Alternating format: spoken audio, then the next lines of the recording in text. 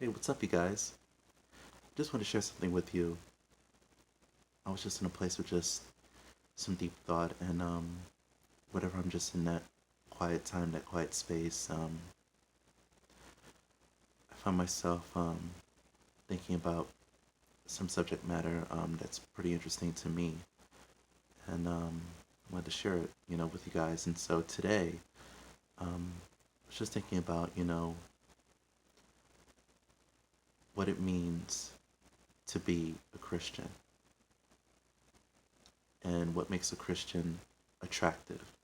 And so I just want to talk a little bit about something that's pretty interesting to me, and that's the attractive Christian. So the question is, what makes a Christian attractive? What I believe makes a Christian attractive is having a heart for God, having a strong love for God, a strong relationship with God, spiritual love affair with the Father, you know, and having a heart for His people.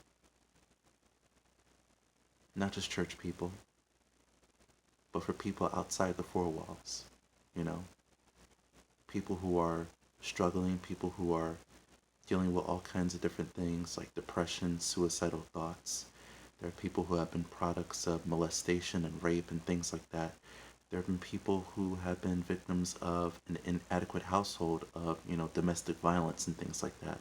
You know, there are people, men and women who, grew up in a single parent household. And for me, I grew up in a single parent household for the first 11 years of my life.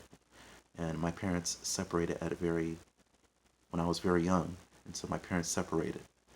And so, um, and so it hasn't always been easy for me. I did have some good times growing up, but there are times where it's just been really, really challenging. You find yourself having an argument with your mother and things like that over the years, and as you grow, just just the different things, that you basically had to deal with, growing up, and I'm grateful to God, for how He's kept me over the years because it hasn't been always been easy for me, but I'm so grateful to God for His love and for His mercy and for His hand, and I just can't thank Him enough for that. And so, whatever the case may be, whatever it is that you may be going through, somebody's going through something.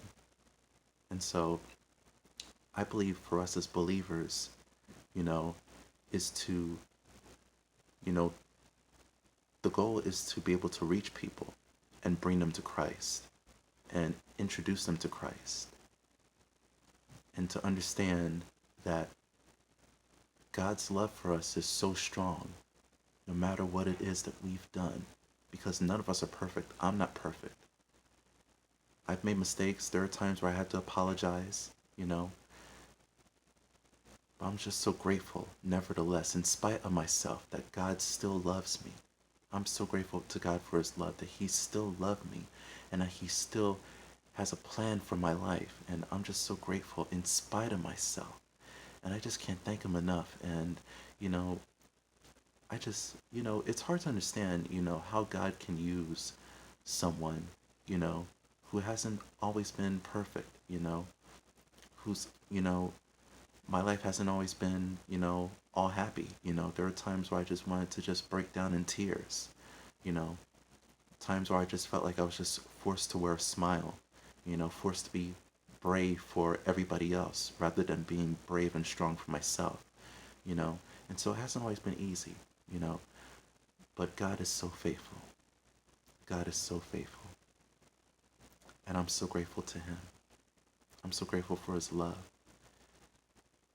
His His love is so limitless. There's no limit to His love. And I'm so grateful. And so, no matter what it is that you've gone through, no matter what it is that you're going through, no matter what it is that you're dealing with, I want you to know that God loves you so much. No matter what it is that you've done, no matter where you've been, God loves you so much. He loves you so much. And so, I truly believe that for us as Christians, I believe that God has placed us on this earth for a reason. First and foremost, to give Him glory in everything we do and say, and at the same time to fulfill an assignment that He has placed in our lives, to reach people and to bring them to Him. And so, for us as the church, the people, we are the church. The church has never been a building with stained glass and four walls and things like that. The building could be standing one day and burnt down the next day. And so all the reason why we can't be so used to coming to the building every Sunday, because one may never know what will happen to the building the next day. So all the reason why you can't be too comfortable. You can't be so comfortable with the idea of coming to the building every Sunday, you know. And so we gather together to get strength from each other, to get a good word of encouragement, to basically be recharged and energized to go out into the world and continue this work, continue the assignment that God has placed upon each and every one of us. And so God has given each and every one of us gifts and talents, to glorify Him and at the same time to be able to reach people. And so that's why I believe. And so I believe that when it comes to fishing for souls, if you will, that you have to be able to meet people where they are. Meaning that no matter where they've been, to be able to relate to them. Saying that when I look at you, I see myself. And I can relate to what it is that you're going through because I've been through it. And so to be able to relate to each other, to be able to relate, I believe it's the green light. To be able to relate to each other will give you a green light to tell someone about Christ. And also, to use part of my testimony a little bit, I was working in a fast food restaurant for 4 years from 2015, since I was like 25 years old, 2015 to 2018. And so I was working in a fast food restaurant, Chick-fil-A, for 4 years. And just working as a host and just serving the people, making sure that everyone was okay, making sure that everyone got what they needed and things like that. And I've met people, God has allowed me to meet people where they told me, there's something about you. There's just something about you when I see you working, I see you smiling. There's just something about you. I just can't pinpoint it, but there's something about you. And for me, that's the green light to tell them about the love of Christ. And so when you're presented the opportunity, when you're presented that green light opportunity to tell someone about Christ, to be able to tell them about just how great He is, just how awesome He is, and how loving He is, and how, just everything about Him is just indescribable, man. There are just no words to describe just how awesome our God is. There are just no words to describe His unconditional love for us, His undeniable love for us. It's just hard to find the words. It's just hard to find the words to describe it. And so I personally feel that for us as the church, we should aspire to continue to put constant emphasis on the love of Jesus.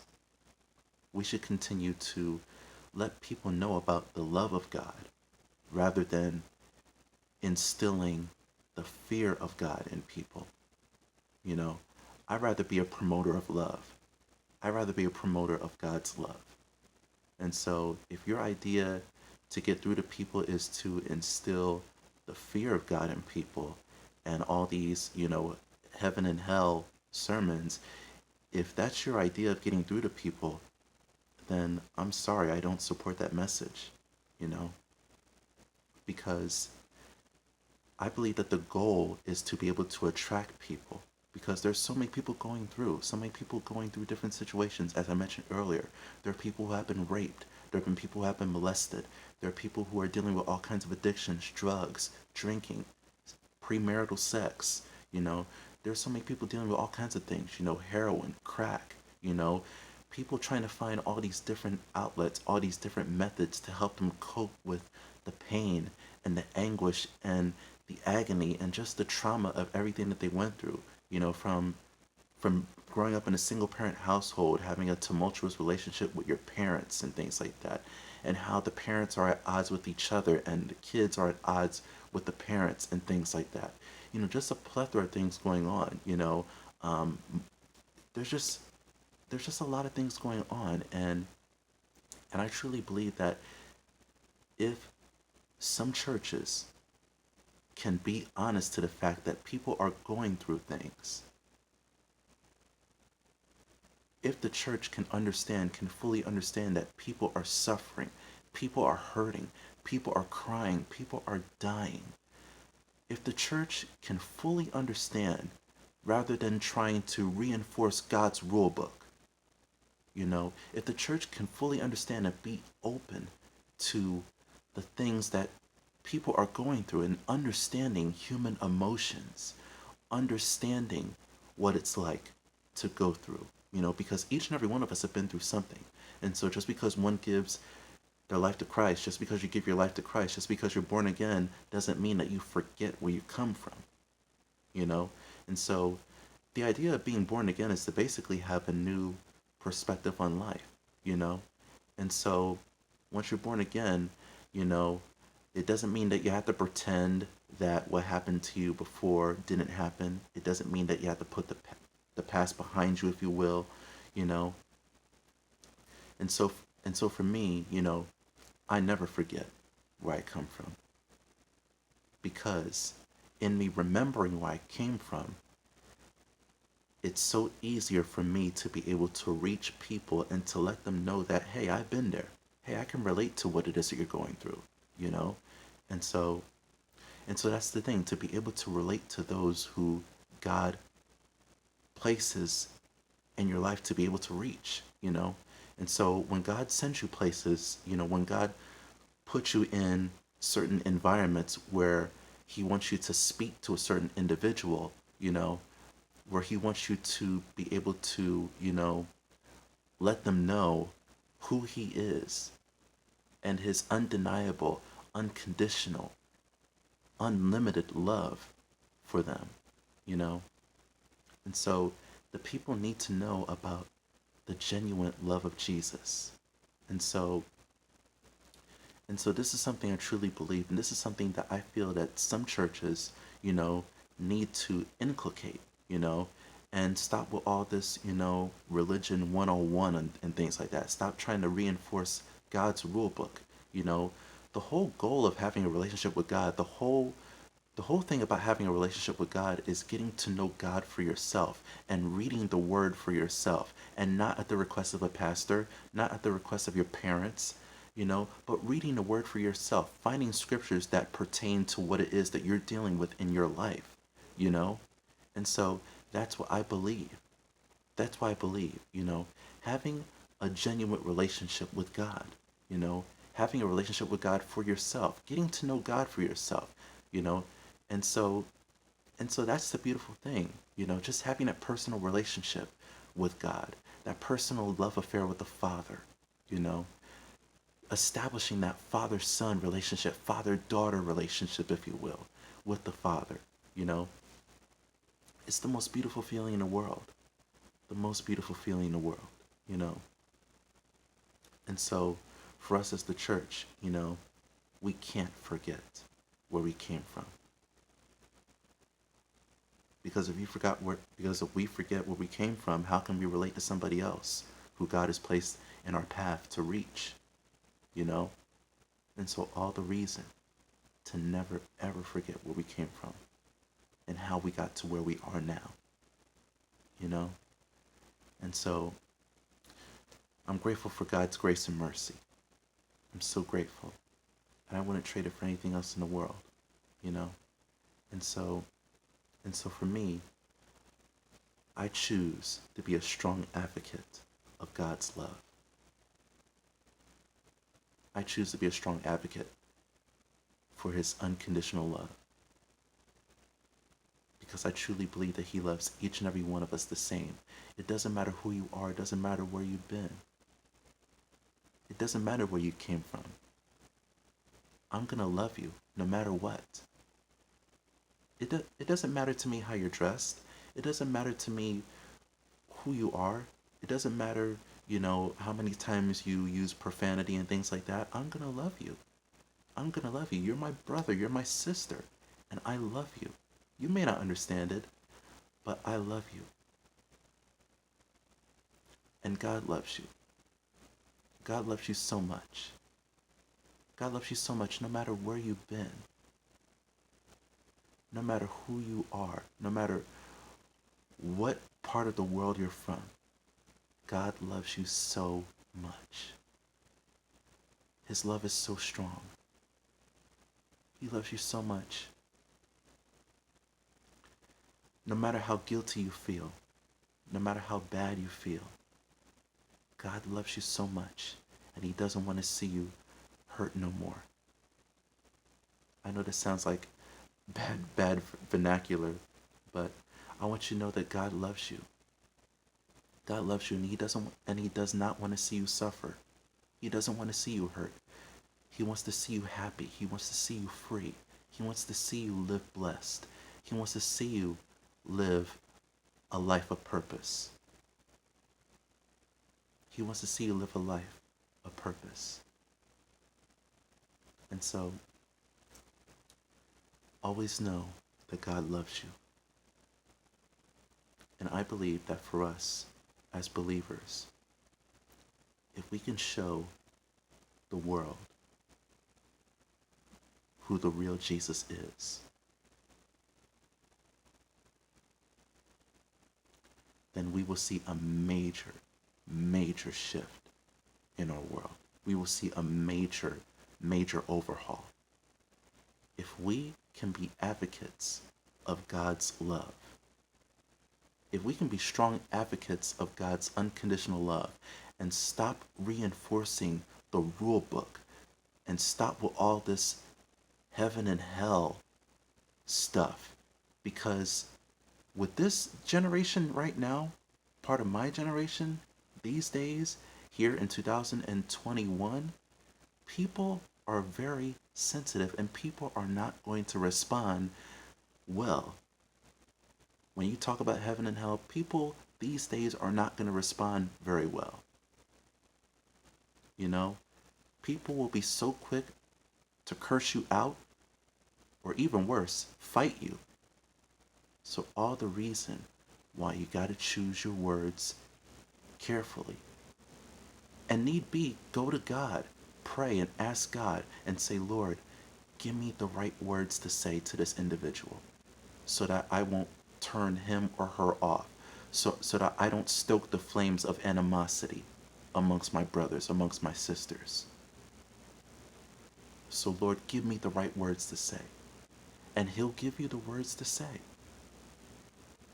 And so there is a way to get through to people about God, And so there is a way to get through to people. And so people need to know that God's love for them is so strong, no matter what it is that you've done, no matter where you've been. He loves you. He loves you so much. He loves you so much. And so I just want to let this serve as a reminder that we, the church, should be strong advocates of God's love for his people, his creation. And each and every one of us, no matter which part of the world you're from,